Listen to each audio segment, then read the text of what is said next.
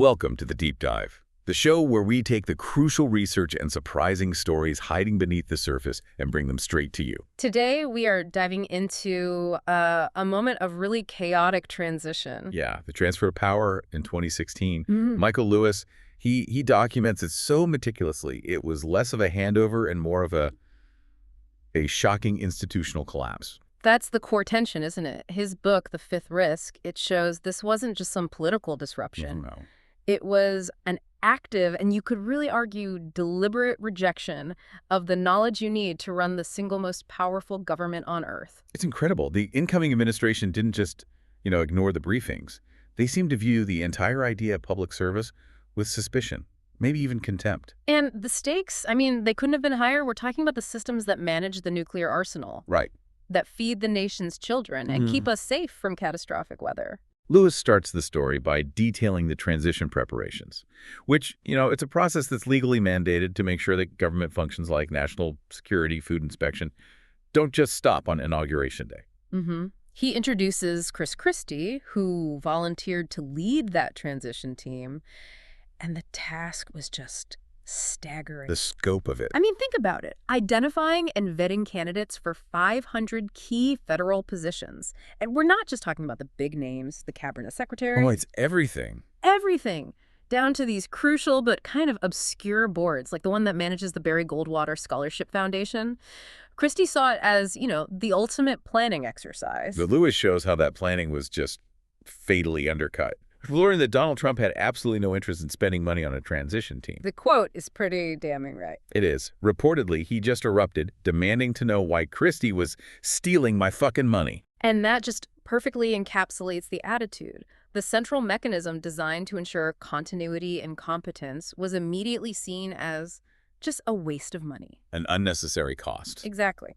And that's the perfect setup for our deep dive today. Our mission is to really understand what Lewis calls the fifth risk. Right. These hidden systemic dangers that are created when government competence is purposefully, degraded. I want to show you why the quiet, often invisible work done by career civil servants at places you've never thought about, like the Department of Energy or the USDA, matters directly to your safety and your everyday life. It absolutely does. Okay, so let's get into it.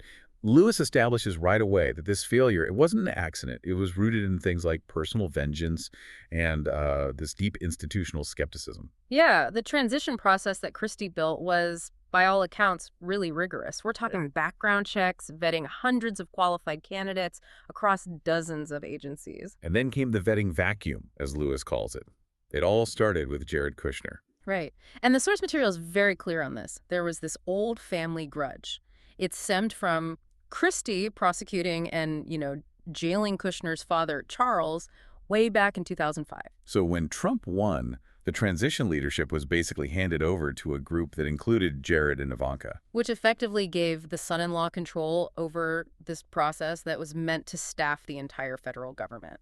And the result of that influence was just catastrophic for any kind of preparation. Christie and his whole vetted team were quietly fired. And those precious lists, binders full of qualified, prepared names ready to take the reins of government, were reportedly just tossed into the garbage. Just think about the institutional knowledge lost in that one moment. All that work, hundreds of people spending months trying to find the best talent, just gone. And the impact was immediate. It was chaos the morning after the election. Federal agencies all over Washington were prepared for a smooth handover. The Department of Energy, which we're definitely going to talk about more in depth, had literally cleared 30 desks. They had prepared 5-inch thick binders detailing their huge, complex mission. Obama had sent, 30 to 40 people for his transition? They were expecting an army of policy wonks to descend. Day 1, nothing. Silence. Day 2, still silence. As one former DOE staffer put it, they realized they weren't waiting for a small army. They were just waiting for anyone to call. That day after chaos was just radio silence and inaction across the whole federal government. And even where transition teams did eventually show up, they were just woefully unprepared, which reinforces Lewis's whole point about the rejection of competence. Oh, absolutely. The story at the State Department is a perfect example. A small group of incoming transition people arrive for briefings. And the information they needed to get was classified. Essential stuff on global security, ongoing diplomatic crises. Right, and not a single person on the team had security clearance. You're kidding. Nope. Nor did they have any discernible foreign policy experience. They were legally unable to receive the critical education they needed to run America's foreign relations. Lewis really hammers this point home. This wasn't just ignorance or incompetence. It was an active hostility toward the very idea of institutional competence. It was this prevailing, really toxic attitude that, and I'm quoting here, everything that government does is stupid and bad, and the people in it are stupid and bad. Wow. And when Jared Kushner visited the White House soon after the election, Lewis quotes an Obama staffer who said Kushner was surprised that so many career staff were planning to leave. It's like he thought it was a corporate acquisition. Exactly. Like the existing management would just stay put no matter what and keep this incredibly complicated machinery of state running smoothly. And that failure to respect or even understand the existing staff, the career civil servants who are mission-driven and apolitical, that's what created this environment where expertise was just discarded. And that's where the biggest, scariest risks suddenly became unmanaged. Okay, so let's move to the Department of Energy, because this is where Lewis's analysis gets truly alarming. It is, and the first thing you have to understand is that the name is completely misleading. Right. Most people, they hear Department of Energy, they think of electricity bills or solar panels. But Lewis reveals the hidden scope of the DOE is absolutely staggering. It is, first and foremost, the Department of Nuclear Defense. That's right. He details that roughly half of the DOE's massive, $30 billion annual budget is spent entirely on maintaining, upgrading, and guarding the U.S. nuclear arsenal. That includes funding the National Nuclear Security Administration, or NNSA. And what do they do, exactly? Well, the NNSA is responsible for some incredibly specialized, dangerous work. For example, $2 billion of that budget is just for hunting down loose weapons-grade plutonium and uranium around the globe. To stop it from falling into the hands of terrorist groups. Precisely. And Lewis emphasizes the sheer volume of this stuff. Between 2010 and 2018 alone, the NNSA collected enough material to make 160 nuclear bombs. That is terrifying. This is the ultimate tail risk that DOE manages. Low probability, maximum consequence. And since the U.S. doesn't test nuclear weapons anymore, the expertise has to shift, right? It becomes deep theoretical science. It does. The DOE relies completely on physicists at the 3 national labs, Los Alamos, Livermore, and Sandia, to perform these incredibly complex simulations with decaying nuclear materials. So they have to certify that these aging weapons, some of them built decades ago, will still work as intended. And, just as crucially, that they won't detonate by accident. The book talks to Madeleine Cretin, who is second in command of the Nuclear Weapons Wing. She makes a really important point about this workforce. She does. She explains that these people didn't start their careers wanting to be weapons scientists. No, they were drawn to the national labs for big science. Right. Studying the origins of the universe, working on supercomputers, pushing the boundaries of physics. It's this very specific, rarefied expertise that has grown over decades inside the institution. You can't just hire it off the street.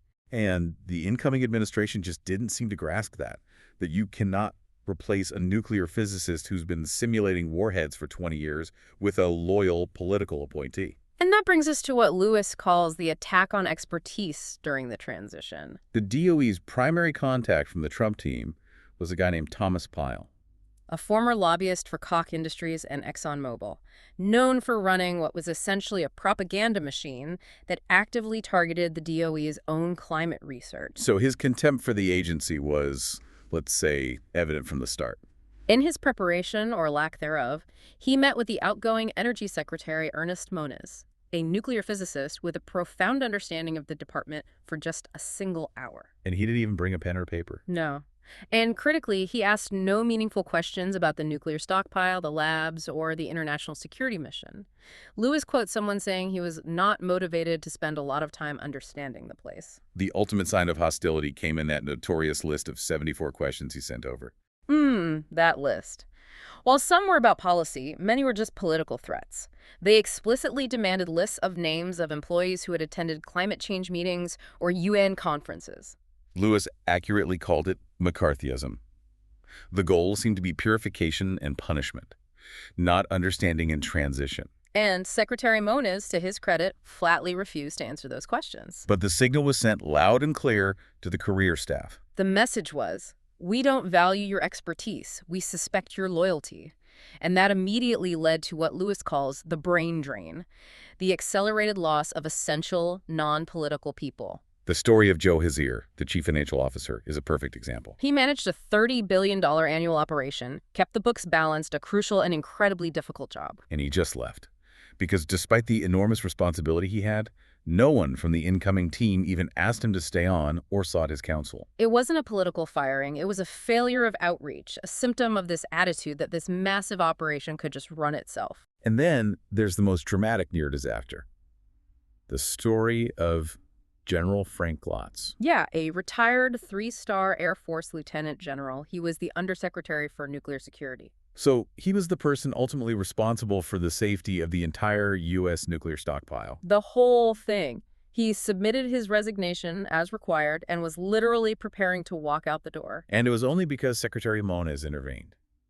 He urgently called U.S. senators to alert them that the nation's nuclear weapons chief was leaving with no replacement lined up. Right. Only then did the Trump team act. They called General Klotz the day before the inauguration and, in a last-minute scramble, asked him to stay.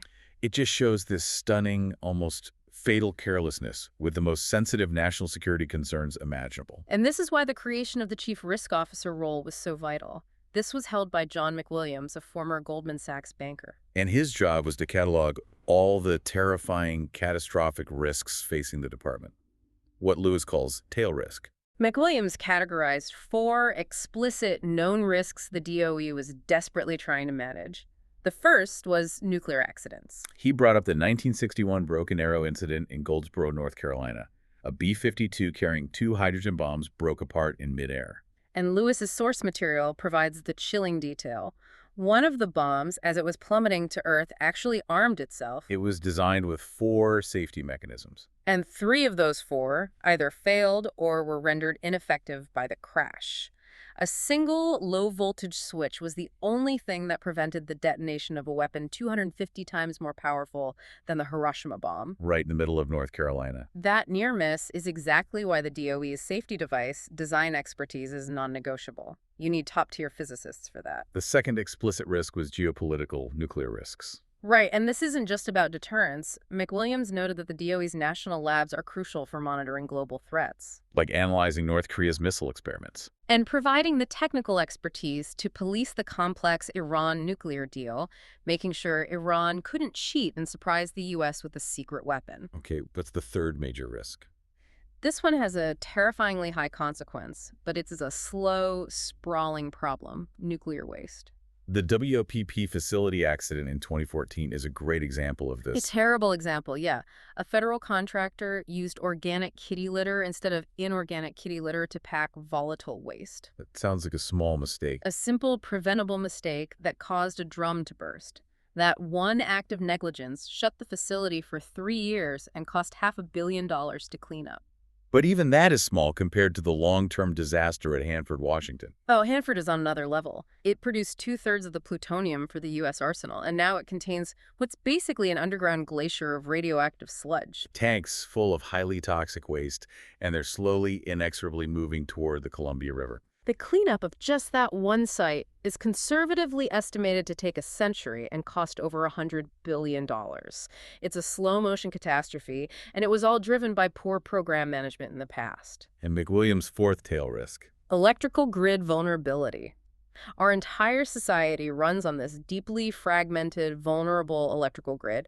He pointed to the 2013 Metcalf substation sniper attack in California, Where a knowledgeable sniper took out 17 transformers in a targeted, sophisticated strike. and if that was executed more broadly, it could have caused immense economic damage, and that's just a physical attack. Right. Lewis also highlights the constant cyber intrusions. In 2016 alone, the DOE counted 500,000 cyber intrusions into various parts of the U.S. electrical grid. And the critical point McWilliams made is that there's no private sector solution for this. None. The grid is too fragmented, too regional. Only the federal government, through the DOE, has the authority and expertise to coordinate security and share threat intelligence. It's the only hope for a coordinated defense. McWilliams used a graph to plot these risks, probability versus consequence. And he coined an acronym for the quadrant of high probability and high consequence. You know, these large, poorly managed projects. He called it BAFU. Billions and all fucked up. It's these projects where bureaucratic inertia and short-sightedness just guarantee massive cost overruns and eventual failure. But then Lewis pivots beautifully to the core thesis of the book, the fifth risk. The risk we don't easily imagine.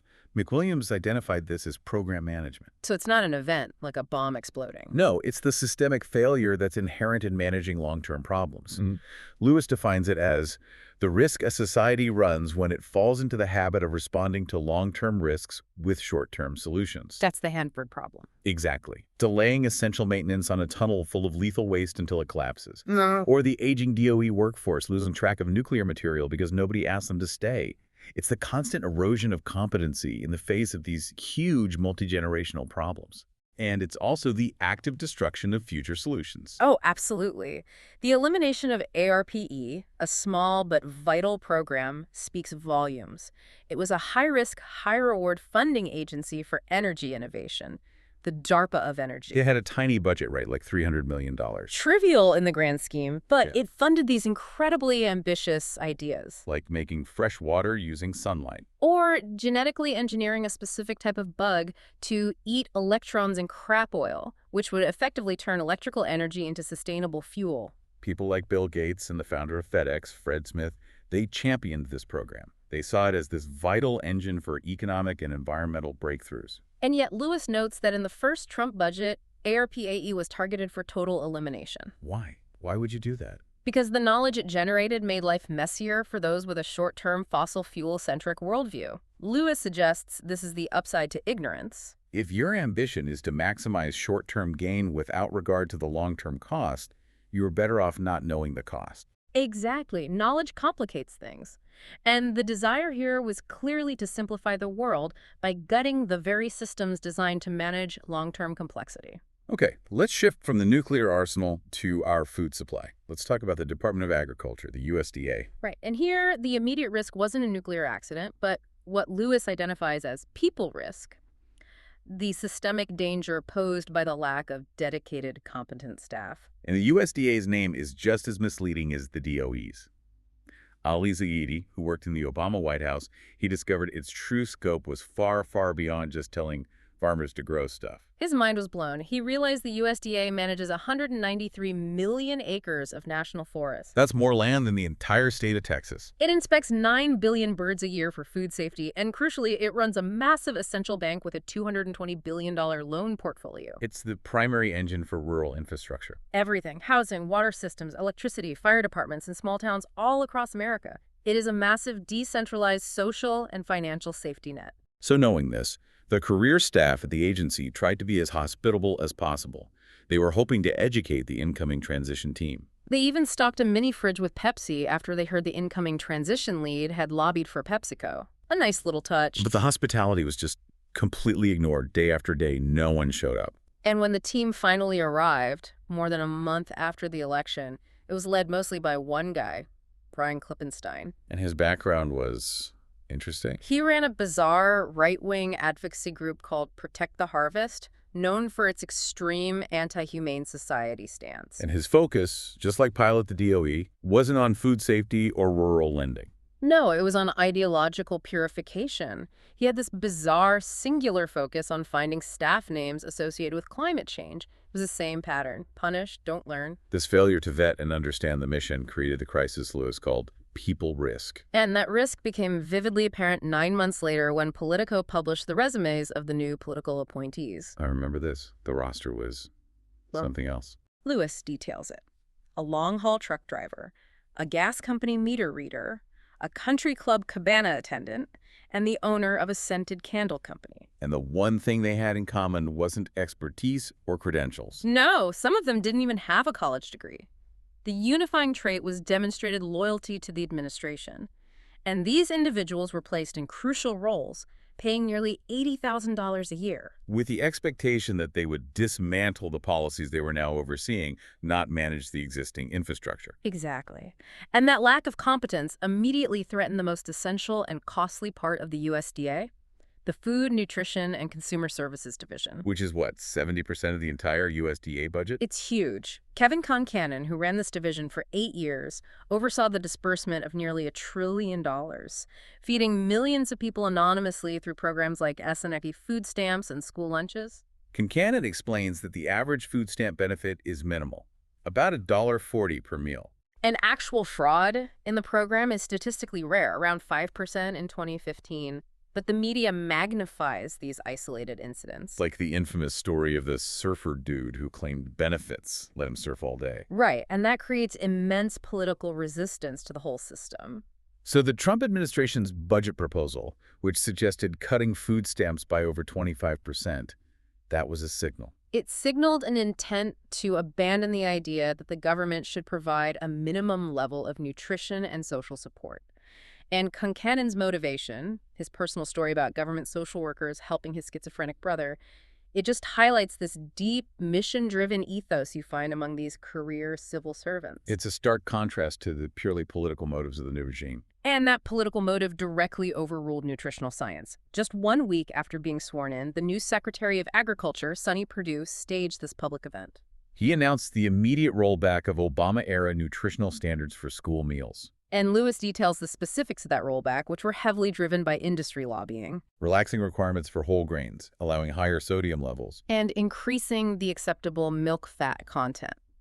This was seen by Concannon and nutritional scientists as pure politics overruling decades of public health research, directly undermining the health of American school children for the sake of lobbying groups. And this war on science goes even deeper. It affects the USDA's historic function as a massive scientific research institution. Yeah, Dr. Kathy Wotecki, who is the USDA's chief scientist for 6 years, points out the department's legacy. It includes inventing penicillin. And more recently, saving the entire Hawaiian papaya industry with genetic engineering to combat a devastating virus. Wojtecki's concern was about the long-term risk of eliminating this scientific foundation. She warned that politicizing the $3 billion in research grants would lead to junk science being funded and used to support policy. For example, politically convenient claims that high sodium or sugar intake aren't bad for kids. Right. If you corrupt the scientific process, the public truth gets replaced by politically motivated claims that are presented as having two sides, even when the evidence is overwhelmingly clear. She highlighted a terrifying immediate danger, too, related to food safety. The National Chicken Council petitioned the USDA to increase slaughter line speeds from 140 birds per minute to 175. And Wotecki said that at that speed, safety inspections become physically impossible for a human inspector. You just can't check each bird for contamination or disease. The combination of ignorance and industry lobbying directly increases the risk of contaminated meat entering our food supply. Okay, finally, let's talk about the threat to rural infrastructure. Lillian Salerno ran the little box on the org chart marked rural development, which was actually a $30 billion annual flow of loans and grants to towns with fewer than 50,000 people. This money supported health centers, housing projects, utility upgrades, the lifeblood of small-town America. Salerno observed this strange disconnect. Many rural citizens, often the government shade-throwing, Fox News-watching voters, depended entirely on these funds, but fiercely distrusted the government. She recalled an anecdote about a local businessman who turned white as a sheet when a USDA rep told him his celebrated business expansion was government-funded.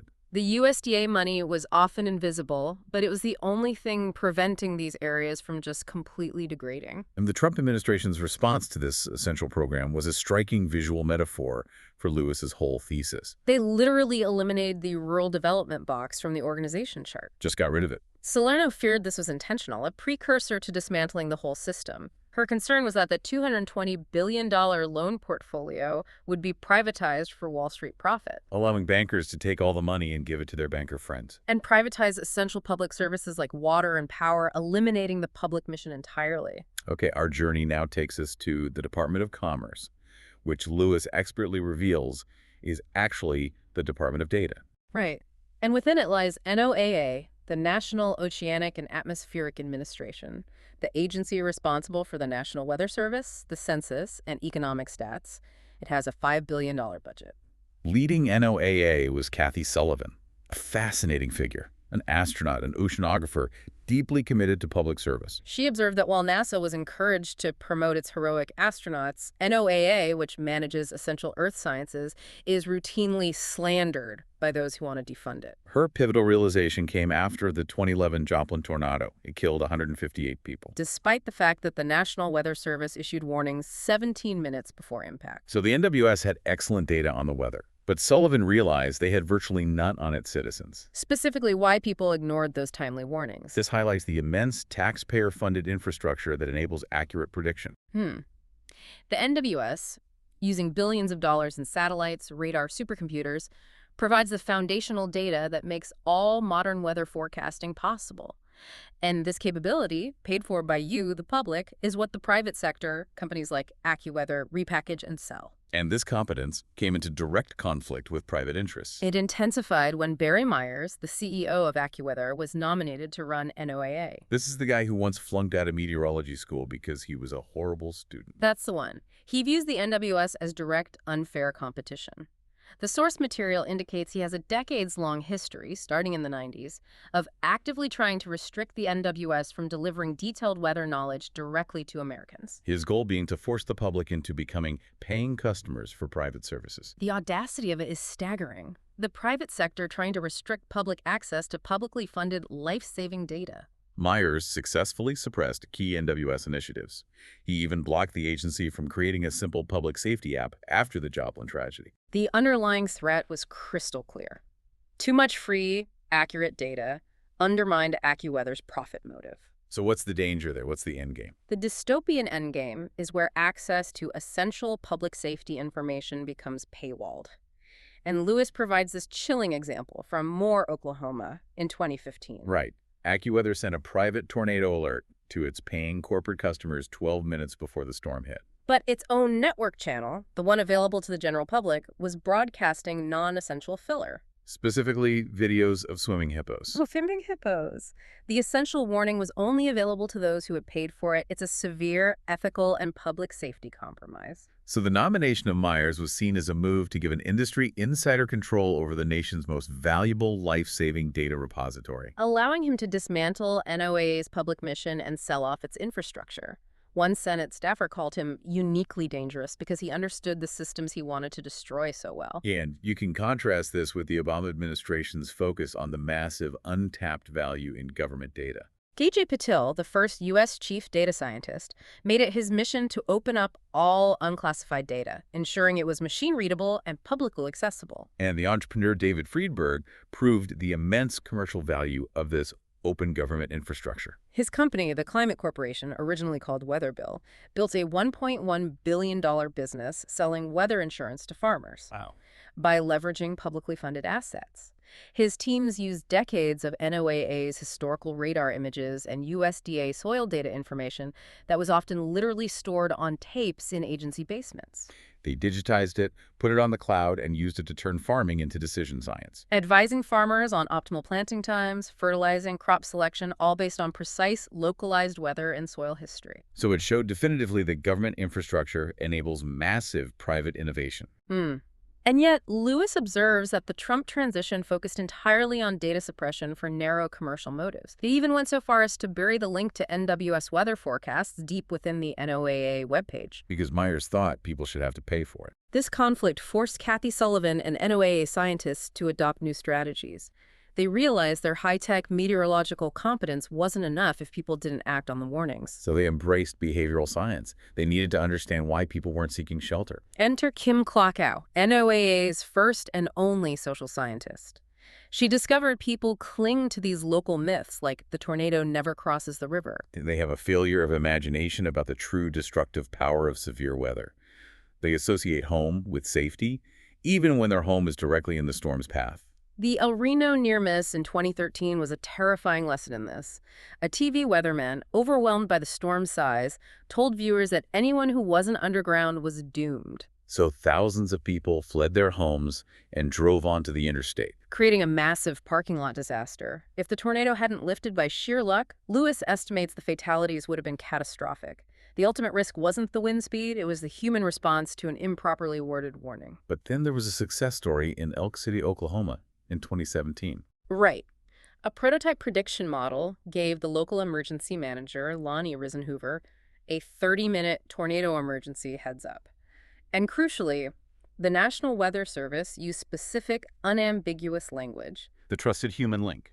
a link that Risenhoover trusted enough to act on, sounding the town sirens early. That 30-minute lead time, backed by credible warnings and local trust, got people into shelters before the F-scale storm hit. It proves Lewis's point. Competence combined with understanding human behavior saves lives. The effort to privatize this data or eliminate the social science aspect is literally a risk to human life. So we have spanned the entire spectrum of catastrophic existential risk today, from the nuclear stockpile's integrity and that $100 billion time bomb at Hanford. To the quality of school lunches and the reliability of a tornado warning. And the underlying thread, as Lewis presents it in the fifth risk, is the devastating danger of willful institutional ignorance. We've seen the systemic risks posed by short-sighted management, the rapid loss of essential knowledge from the aging DOE workforce, the failure to invest in long-term innovation by eliminating ARPAE, And the active destruction of scientific integrity at the USDA and NOAA for narrow financial gain.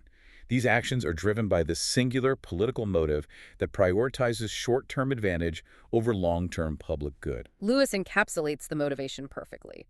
It's a chilling summary of the mindset of those gutting the government. If your ambition is to maximize short-term gain without regard to the long-term cost, you are better off not knowing the cost. It's the deliberate rejection of knowledge, because knowledge imposes responsibility and forces uncomfortable, expensive choices. Government competence, Lewis argues, is our collective tool for addressing the unimaginable death and destruction that the private sector cannot or will not address. Private industry can't secure the nuclear arsenal or coordinate a national response to a grid attack or provide accurate free weather forecasts when the motive is profit. These are the risks that we as a society must manage collectively. The stakes are deeply personal. They touch on fundamental human resilience and our collective failure of imagination. Consider that final, poignant anecdote Lewis shares. The story of Miss Finley, who lived next to the destroyed barn in Elk City. She confessed to the FEMA adjuster that she had prayed for a tornado for 10 years to take that barn. Because it was the site where her husband had committed suicide, she had longed for this catastrophic, destructive force, imagining the relief it would bring. But she failed to imagine the true risk, that the tornado would also destroy her house and endanger her life. And that serves as Lewis's ultimate provocative thought. We are often so focused on the damage we wish to see done, the political enemies ruined, the budget cuts celebrated. And we obscure the actual systemic risks that will eventually kill us, whether they arrive as a nuclear accident, a contaminated chicken, or a lack of warning before a massive storm. The critical difference, which Lewis posits is the fundamental rift running through American society today, is the one between those who are in it for the mission. People with the competence and dedication of Concannon, Sullivan, and McWilliams. And those who are in it for the money, who are willing to destroy the systems that protect all of us for narrow short-term gain. Our safety relies entirely on the essential honesty and competence of people we often don't know, doing work we rarely understand. And that reliance should compel us all to pay much closer attention. To watch the shorter mini-explainer that condenses the core ideas of the fifth risk, click the link in the description or tap the on-screen card now. Thank you for joining us for the deep dive. We'll see you next time.